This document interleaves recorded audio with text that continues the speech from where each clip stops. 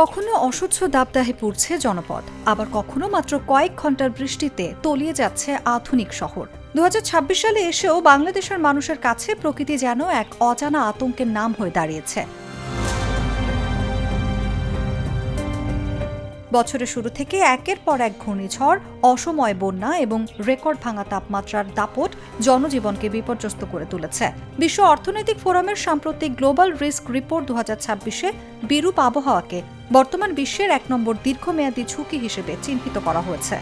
আবহাওয়া বিশেষজ্ঞ ও জলবায়ু বিজ্ঞানীদের মতে এই বছর প্রাকৃতিক দুর্যোগের এই ভয়াবহতা কোনো বিচ্ছিন্ন ঘটনা নয়, বরং বৈশ্বিক জলবায়ু পরিবর্তনের এক চরম ও নিষ্ঠুর বহিঃপ্রকাশ। এবছর দুর্যোগ বাড়ার অন্যতম প্রধান কারণ বঙ্গোপসাগর ও আরব সাগরের উপরিভাগের তাপমাত্রা অস্বাভাবিক বৃদ্ধি। বিশ্ব আবহাওয়া সংস্থার 2025 থেকে 29 মেয়াদের জলবায়ু পূর্বাভাস অনুযায়ী এই সময় বৈশ্বিক তাপমাত্রা আগের সব রেকর্ড ভেঙে দেওয়ার উচ্চ আশঙ্কা রয়েছে। সমুদ্রের পানি যত উষ্ণ হয়, লঘুচাপগুলো তত দ্রুত শক্তিশালী ঘূর্ণিঝড়ের রূপ নেয়। বিজ্ঞানীরা বলছেন, সমুদ্রপৃষ্ঠের তাপমাত্রা 26.5 ডিগ্রি সেলসিয়াসের বেশি হলেই ঘূর্ণিঝড় তৈরির পরিবেশ তৈরি হয়। কিন্তু এবছর বঙ্গোপসাগরের কোনো কোনো অংশে তাপমাত্রা 30 ডিগ্রি সেলসিয়াসও ছাড়িয়ে গেছে।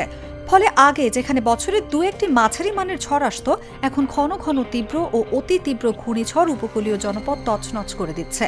সমুদ্রের উচ্চতা বাড়ায় জলোচ্ছ্বাসের মাত্রা ও লোনা পানির অনুপ্রবেশও বেড়েছে আশঙ্কাজনকভাবে, যা উপকূলের কৃষি জমিকে চিরতরে ধ্বংস করে দিচ্ছে।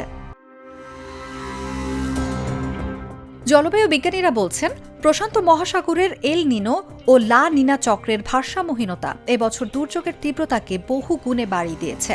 ক্লাইমেট ইম্প্যাক্ট ট্র্যাকারের বিশ্লেষণে দেখা গেছে, এই প্রাকৃতিক চক্রের অস্বাভাবিক পরিবর্তনের ফলে পৃথিবীর বায়ুমণ্ডলের আর্দ্রতা ও বায়ু প্রবাহের দিক বদলে গেছে। এর প্রভাবে দক্ষিণ এশিয়ার বর্ষা মৌসুমের আচরণ ওলটপালট হয়ে গেছে। আগে যে বৃষ্টিপাত 3 মাস ধরে হতো, এখন তা মাত্র কয়েকদিনে হয়ে যাচ্ছে। এতে মাটির পানি শোষণের ক্ষমতা কমে যাচ্ছে এবং পাহাড়ি এলাকায় ভূমিধসের ঝুঁকি বাড়ছে।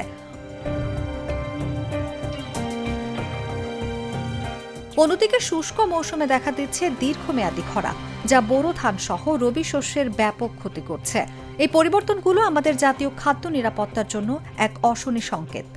বাংলাদেশের দুর্যোগের একটি বিশাল অংশ নির্ধারিত হয় হিমালয় অঞ্চলের পরিস্থিতির উপর। বৈশ্বিক উষ্ণায়নের কারণে হিমালয়ের বরফ প্রত্যাশার চেয়ে দ্রুত গলছে। ফলে গঙ্গা, ব্রহ্মপুত্র ও মেঘনা অববাহিকায় পানির প্রবাহ নিয়ন্ত্রণহীন হয়ে পড়েছে। ইন্টারন্যাশনাল ফেডারেশন অব রেড ক্রসের প্রতিবেদনে বলা হয়েছে, জলবায়ু পরিবর্তনের ফলে বাংলাদেশের বন্যার ঝুঁকি ও প্রভাব আগের চেয়ে অনেক বেশি ধ্বংসাত্মক হয়ে উঠেছে। সম্প্রতি উত্তর পূর্বাঞ্চলের সিলেট ও সুনামগঞ্জের হাওর এলাকায় হওয়া আগাম বন্যা এর বড় প্রমাণ। উজান থেকে নেমে আসা পাহাড়ি ঢল ও অতিবৃষ্টির ফলে কৃষকের স্বপ্নের ফসল কাটার আগেই পানির নিচে তলিয়ে যাচ্ছে। এর সঙ্গে যোগ হচ্ছে নদী ভাঙন, যা প্রতি বছর হাজার হাজার মানুষকে বাস্তুচ্যুত করছে। জার্মান ওয়াচের ক্লাইমেট রিলেটেড রিস্ক ইন্ডেক্স অনুযায়ী জলবায়ু পরিবর্তনের ফলে সবচেয়ে বেশি ক্ষতিগ্রস্ত দেশের তালিকায় বাংলাদেশ 13তম অবস্থানে রয়েছে।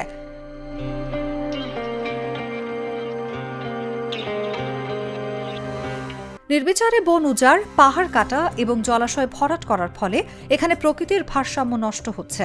বিশেষ করে ঢাকার মতো মেগা সিটিগুলোতে কংক্রিটের জঙ্গল বেড়ে যাওয়ায় হিট আইল্যান্ড প্রভাব তৈরি হচ্ছে।